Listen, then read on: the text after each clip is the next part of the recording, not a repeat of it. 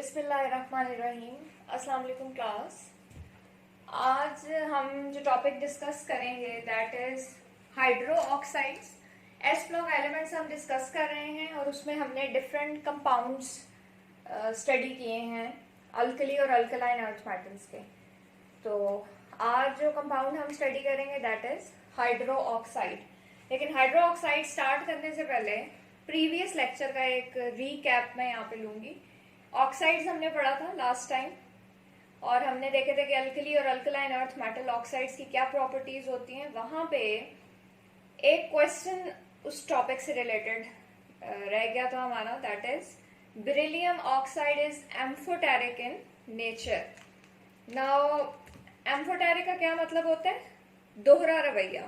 दोहरा रवैया मतलब एक ऐसा कंपाउंड कि जब उसके साथ कोई एसिड आएगा तो वो बेस बन जाएगा और जब कोई बेस आएगा तो एसिड बन जाएगा। तो यहाँ पे हम ये कह रहे हैं कि beryllium oxide is amphoteric in nature. How?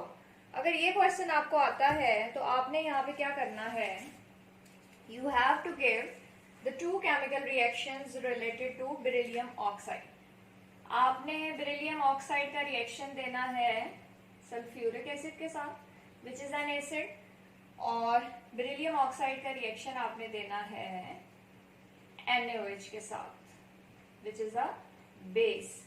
तो यहाँ पे अब आप देखें प्रोडक्ट्स क्या बनेंगी फर्स्ट रिएक्शन में। ये देखें, ये हमारा केटाइन है और ये एनाइन, बेरिलियम सल्फेट, और साथ में क्या बन जाएगा? वाटर। नेक्स्ट रिएक्शन में आप देखें, यहाँ पे बेरिलियम ऑक्साइड और NaOH के रिएक्शन में सोडियम बैरिलेट बनेगा, दैट इज Na2 BeO2 और साथ में बन जाएगा water. This is sodium beryllate. तो स्टूडेंट्स, अगर ये वाला क्वेश्चन आता है कि beryllium oxide is amphoteric in nature, तो इसके आंसर में आपको दोनों रिएक्शंस देने हैं बेरिलियम ऑक्साइड का एसिड के साथ। एसिड हमने यहाँ पे लिया है सल्फ्यूरिक एसिड। ये आपके पास बेरिलियम सल्फेट बन गया और साथ में वाटर, और बेस के साथ रिएक्शन देंगे जिसमें क्या बनेगा? Sodium beryllate and water. तो ये आपका जो था एक प्रीवियस टॉपिक से रिलेटेड थी चीज। अब हम ना नेक्स्ट टॉपिक स्टार्ट करते हैं दैट इज हाइड्रो ऑक्साइड्स। अब यहाँ पे देखें कि हाइड्रो ऑक्साइड्स जो हैं वो क्या होते हैं। हाइड्रो ऑक्साइड्स जो हैं बेसिकली हमारे पास अल्कली और अल्कलाइन अर्थ मेटल्स के कंपाउंड्स हैं। किस तरह से बनेंगे जनरल हम देखें तो जिस तरह से अल्कली मेटल्स के जो होंगे वो MOH होंगे और अल्कलाइन अर्थ मेटल्स के MOH ट्वाइस। रीजन बिहाइंड क्या है? OH is with minus charge 1 + 1 M metal, alkali metal, this is alkali metal, और alkaline earth metals are with +2 charges, so -1. To balance +2 we need -2, so 2 hydroxyl groups will be there. For example MgOH twice यहाँ पे हम लिख लेते हैं और यहाँ पे हम लिख लेते हैं most common that is NaOH। तो यहाँ पे ये अल्कली और अल्कलाइन अर्थ मेटल हाइड्रोक्साइड्स हैं। वन बाय वन अब हम प्रॉपर्टीज स्टडी करते हैं। सबसे पहले हम देखते हैं अल्कली मेटल्स के हाइड्रोक्साइड्स क्या प्रॉपर्टीज होंगी इनकी। दे आर क्रिस्टलाइन सॉलिड्स, ठीक है, ये क्रिस्टल्स की फॉर्म में होंगे, सॉलिड्स होंगे, वेरी सॉल्युबल इन वाटर, पानी में ये इनकी जो सॉल्युबिलिटी है वाटर में वो ज्यादा होती है, मतलब डिसॉल्व हो जाते हैं इजीली, एक्सेप्ट लिथियम हाइड्रोक्साइड। अब यहाँ पे जब हम एक्सेप्ट की बात करते हैं कि एक्सेप्ट लिथियम हाइड्रोक्साइड, तो यहाँ पे आपका माइंड क्लियर होना चाहिए because we have already discuss the peculiar behaviour of lithium. तो लिथियम चूंकि एनॉमलस या पिक्यूलर बिहेवियर शो करता है तो इसीलिए देखें इसके कंपाउंड्स भी डिफरेंट हैं, इसीलिए तो ये पिक्यूलर है।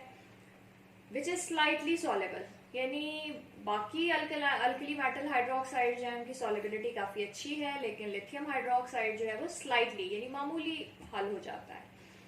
उसके बाद ये अल्कली मेटल हाइड्रोक्साइड्स की एक बहुत इंपॉर्टेंट प्रॉपर्टी है दैट दे आर हाइग्रोस्कोपिक। अच्छा, यहाँ पे स्टूडेंट्स, इससे पहले कि हम नेक्स्ट पॉइंट देखें, केमिस्ट्री के स्टूडेंट्स अक्सर डील करते हैं दो टर्म्स के साथ। एक समटाइम आप देखेंगे कि वी विल से जी दिस कंपाउंड इज हाइग्रोस्कोपिक और दिस कंपाउंड इज डेलिक्वेसेंट। तो what is the difference between the two, क्या डिफरेंस होता है? पहला हम देख लेते हैं कि we are using the term hygroscopic, और सेकेंडली हम कह रहे हैं deliquescent. Basically hygroscopic substance is the one that readily attracts water from surrounding either by absorption or adsorption। ठीक है, यहाँ पे हाइग्रोस्कोपिक सब्सटेंस कैसा होगा कि वो जी उसके अंदर वाटर के लिए अट्रैक्शन या अफिनिटी बहुत ज्यादा होती है, अपने सराउंडिंग से वो मॉइस्चर एब्जॉर्ब करेगा, थ्रू एब्जॉर्प्शन भी हो सकता है, जज्ब करेगा, या एड्सॉर्प्शन।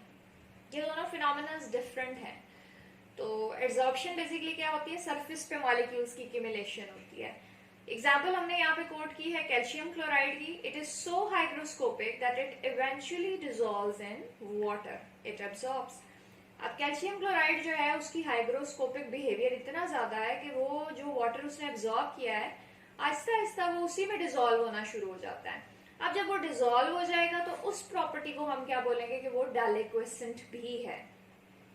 ठीक है, क्लियर हो गया कि what's the difference between hygroscopic and deliquescent?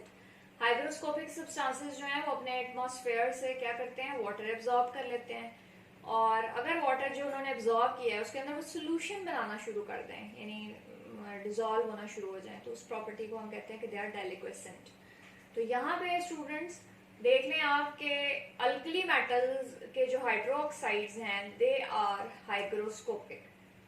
उसके बाद हम देखते हैं कि they are very strong bases, strong bases भी हैं एक्सेप्ट लिथियम हाइड्रोक्साइड। यहाँ पे भी देखें हमने लिथियम हाइड्रोक्साइड के लिए एक्सेप्ट का वर्ड यूज किया, क्यों? क्योंकि इसका बिहेवियर एनॉमलस है, इसके कंपाउंड्स डिफरेंटली बिहेव करते हैं। उसके बाद जी सेकेंड पॉइंट जो हम डिस्कस करेंगे that is stability. Alkali metal 1A alkali metals हैं, 1A hydroxides are stable to heat except lithium hydroxides. तो यहाँ पे देखिए लिथियम हाइड्रोक्साइड, ये स्टूडेंट्स ट्रायंगल साइन हमने शो किया एरो के ऊपर, इसका मतलब होता है हीट, यानी लिथियम हाइड्रोक्साइड को जब हीट करते हैं तो वो किस में कन्वर्ट हो जाता है, लिथियम ऑक्साइड एंड वाटर। तो यहाँ पे अब आपने पॉइंट क्या याद रखना है, देखें जो भी कंपाउंड्स हम पढ़ेंगे उनमें हमने दो बातों पे फोकस करना है, एक होगा उनकी सॉल्युबिलिटी और दूसरा होगा उनकी स्टेबिलिटी, स्टेबिलिटी ऑन हीटिंग। तो यहाँ पे देखें अल्कली मेटल हाइड्रोक्साइड जो है वो तमाम के तमाम स्टेबल हैं सिवाय लिथियम हाइड्रोक्साइड के, और डिकम्पोजिशन पे वो क्या बनाएगा, ऑक्साइड एंड वाटर। उसके बाद जी नेक्स्ट हम देखते हैं alkaline earth metal hydroxide. Solubility देख लेते हैं सबसे पहले उनकी, इंक्रीजेस डाउन द ग्रुप। अब ये देखें यहाँ पे मैंने अल्कलाइन अर्थ मेटल्स मेंशन की हैं, beryllium, magnesium, calcium, strontium and barium. तो अल्कलाइन अर्थ मेटल हाइड्रोक्साइड्स की सॉल्युबिलिटी जो है वो डाउन द ग्रुप इंक्रीज कर रही है, इंक्रीजेस डाउन द ग्रुप। अब इसमें देखें वन बाय वन हमने बताया कि बेरिलियम हाइड्रोक्साइड क्वाइट इनसॉल्युबल, यानी बहुत ज्यादा ये मतलब आप कह लें कि बिल्कुल जिस तरह से हमने लिथियम हाइड्रोक्साइड के केस में कहा था जी ये थोड़ा सा डिसॉल्व होता है, तो बेरिलियम हाइड्रोक्साइड जो है इट इज क्वाइट इनसॉल्युबल, यानी डिसॉल्व बिल्कुल भी नहीं होता। मैग्नीशियम हाइड्रोक्साइड की बात कर लें, स्पैरिंगली सॉल्युबल है, बेरियम हाइड्रोक्साइड सॉल्युबल। अच्छा यहाँ पे कैल्शियम और स्ट्रोंशियम का भी यही बिहेवियर होगा, ये भी डिसॉल्व हो जाते हैं, सॉल्युबल हैं। एक्चुअली 3 केसेस हमने बताए ना ये चीज एक्सप्लेन करने के लिए, जब हम कहते हैं कि जी इंक्रीजेस डाउन द ग्रुप, तो हमने एक इनसॉल्युबल वाला बता दिया, एक स्पैरिंगली सॉल्युबल यानी दरमियानी सॉल्युबिलिटी है उसकी, और तीसरा जो हमने बताया दैट इज सॉल्युबल। अब रीजन क्या है यहाँ पे देखें, सॉल्युबिलिटी की रीजन यहाँ पे हम क्या देंगे, हमारे पास ये देखें हमारा जो हाइड्रोक्साइड है ये मिलकर बना है केटाइन से और एनाइन से।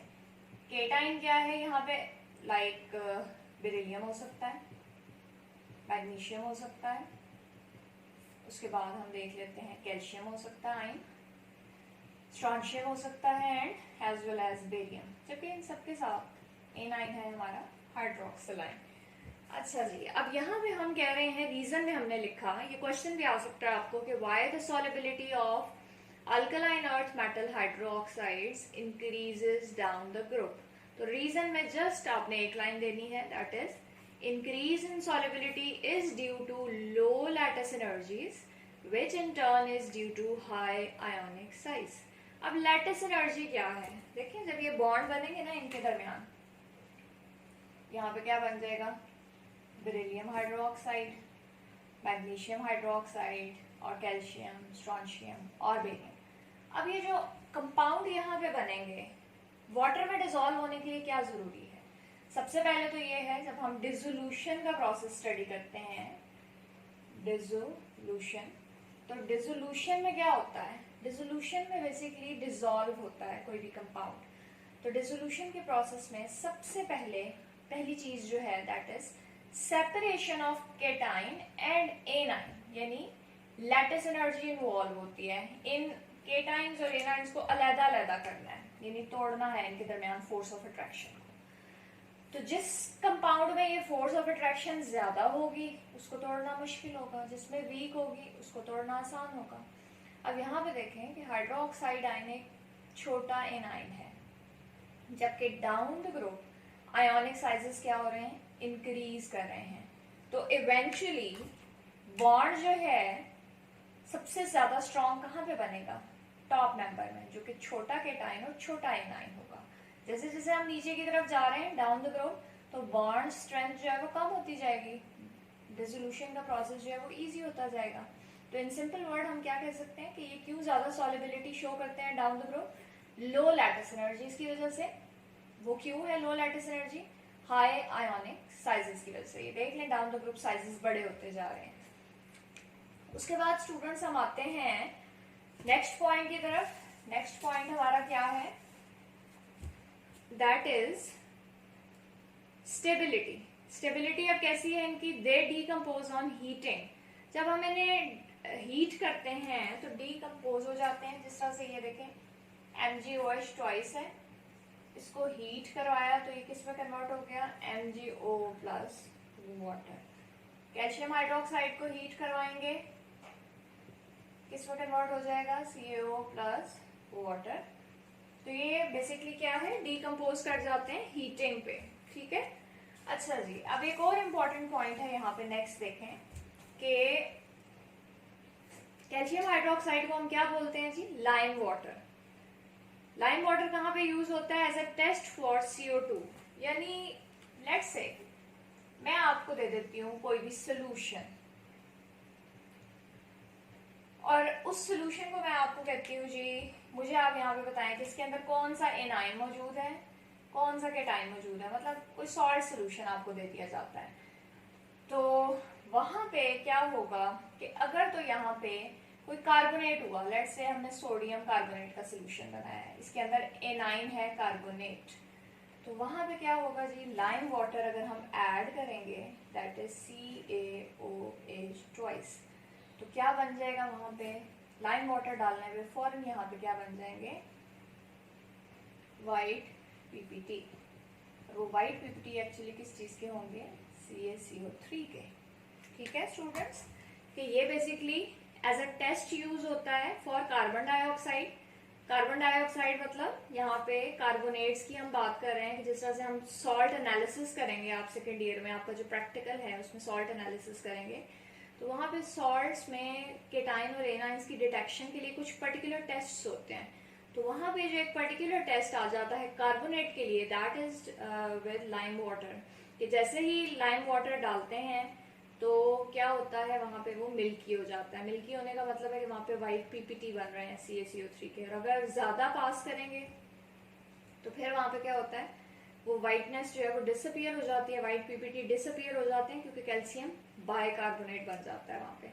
बहरहाल फिलहाल हम इसकी डिटेल में नहीं जाते हैं, हम जब सॉल्ट एनालिसिस करेंगे तो वहाँ पे इसकी ज्यादा डिटेल देखेंगे। उसके बाद ही नेक्स्ट आ जाए मैग्नीशियम हाइड्रोक्साइड, मिल्क ऑफ मैग्नीसिया बोलते हैं इसे, और ये कहाँ पे यूज होता है, ट्रीटमेंट ऑफ स्टमक एसिडिटी। आप लोगों में से बहुत से स्टूडेंट्स जो हैं वो अगर अपने एक केमिस्ट्री के स्टूडेंट्स काफी विजिलेंट होना चाहिए अपनी सराउंडिंग में। आप देखा करें आपके घर में अगर कोई मेडिसिन आ रही है, कोई शैम्पू, टूथपेस्ट, इनकी कॉम्पोजिशंस पे नजर रखा करें, देखा करें। मतलब बेसिकली एक केमिस्ट जो है, ही और she is always dealing with the chemicals, chemical compositions. तो अगर आपके घर में कोई गैस्ट्रिक पेशेंट है तो आपने देखा होगा कि वो जो स्टमक एसिडिटी के लिए न्यूट्रलाइज करने के लिए चीज़ यूज होती है, सिरप, वो क्या होता है बेसिकली वाइटिश कलर का होता है. That is actually milk of magnesia, magnesium hydroxide. Basically magnesium hydroxide कहाँ पे यूज होता है? ट्रीटमेंट ऑफ स्टमक एसिडिटी में. हमारे स्टमक में जो एसिड होता है HCl, तो अगर उसकी क्वांटिटी, वो नेचुरली प्रोड्यूस होता है, लेकिन अगर उसकी क्वांटिटी ड्यू टू सम आप कह लें कि इलनेस या किसी और वजह से इंक्रीज कर गई है, तो उसको न्यूट्रलाइज करने के लिए वहाँ पे base, magnesium hydroxide weak base है, वहाँ पे इसको न्यूट्रलाइज करेगी. So it is very important, ये इसका यूज आ गया. तो स्टूडेंट्स, आज के लेक्चर में हमने बेसिकली क्या क्या देखा, थोड़ा सा हम रिवाइज कर लेते हैं पॉइंट्स को. हाइड्रोक्साइड्स हमने देखे, अल्कली और अल्कलाइन अर्थ मेटल्स के. अल्कली मेटल हाइड्रोक्साइड्स की प्रॉपर्टीज देखी, तमाम के तमाम सॉलेबल हैं एक्सेप्ट लिथियम हाइड्रोक्साइड, और स्टेबिलिटी भी तमाम के तमाम स्टेबल हैं सिवाय लिथियम हाइड्रोक्साइड. तो हाइड्रोक्साइड्स को पॉइंट को याद रखना जरा आसान है कि डिफरेंट बिहेवियर सिर्फ किसने शो किया है? लिथियम हाइड्रोक्साइड ने. उसके बाद जी अल्कलाइन अर्थ मेटल हाइड्रोक्साइड्स में सॉलिबिलिटी का आपको याद रखना पड़ेगा. डाउन द ग्रुप सॉलिबिलिटी क्या हो रही है? इंक्रीज हो रही है. और रीजन हमने क्या बताई कि down the group lattice energy decrease हो रही है. किस चीज की lattice energy? Between cation and A9, उसका जो अट्रैक्शन है उसको ब्रेक करने की बात हो रही है. तो कोई भी सॉल्ट कब डिसॉल्व होगा वाटर में? पहले केटाइन और एनाइन अलग-अलग होंगे, तो उनको अलग करने के लिए जो एनर्जी चाहिए ना, उसे हम क्या बोलते हैं? Lattice energy. सिंपल वर्ड्स में मैं आपको बता रही हूँ. और वो किस वजह से है? Down the group ionic sizes बड़े हो रहे हैं. फिर हमने स्टेबिलिटी की बात की. स्टेबिलिटी क्या है जी? डीकम्पोज हो जाते हैं हीटिंग पे. मैग्नीशियम और कैल्शियम हाइड्रोक्साइड्स की हमने एग्जांपल्स कोट की. हीटिंग पे इन्होंने ऑक्साइड्स बनाए और वाटर दिए. फिर हमने कैल्शियम हाइड्रोक्साइड और मैग्नीशियम हाइड्रोक्साइड्स के यूजेस देखे हैं. और इसके अलावा प्रीवियस लेक्चर से हमने एक क्वेश्चन डिस्कस किया कि why beryllium oxide is amphoteric. उसके बाद हमने थोड़ा सा हाइग्रोस्कोपिक और डायलिक्वेसेंट के दरमियान डिफरेंस देखा. So students, that's all for today's lecture.